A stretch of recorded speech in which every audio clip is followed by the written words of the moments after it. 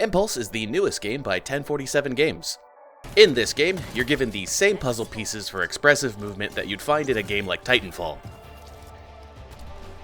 Things like crouch sliding, wall running, and grappling are all on display here.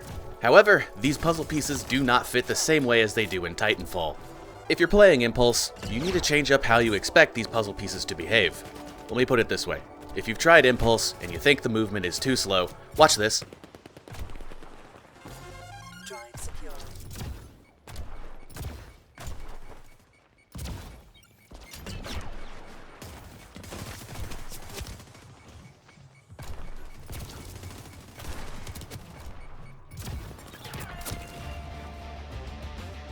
Okay, now that I have your attention, I want to show you how the speed can be achieved, how it's maintained, and some of the movement tech to help push it even faster.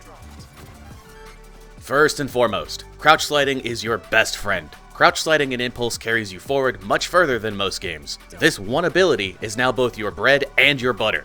Put it in a comfortable bind, take it out on a date, marry it, do whatever you need to do to always be sliding. Every other bit of kit in this game is complementary to crouch sliding. When sliding, you can smoothly turn your camera in the direction you want to go. This is very similar to air strafing, except it's on the ground and you don't have to be picky with your movement keys.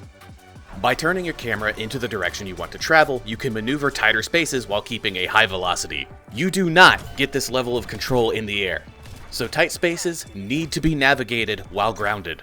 Now, sliding does carry you forward, but eventually you run out of steam and come to a halt. Right before you're about to lose speed, jump, and then land into another crouch slide. You lose 0 momentum when airborne. This fact alone lets you do some vile shit with the other movement tools. Always be looking for ramps. A downward slope is your best friend, and you want to slide down them as often as possible. You lose your momentum quickly if you try sliding up ramps, so try to make sure you have your jetpack off cooldown so you can just fly over them. Remember, you don't lose momentum while airborne. Because of this, I like running the Flutter perk, which recharges the jetpack faster. Don't fall for the trap that is the perk Flow Stater, because with this playstyle, you're not going to be sprinting or wall running too much anyway.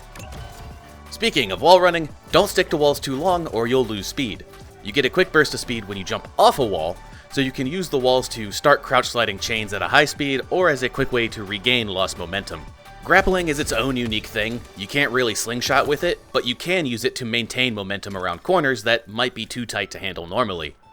Essentially, it's a tool to redirect your velocity rather than add more speed to it.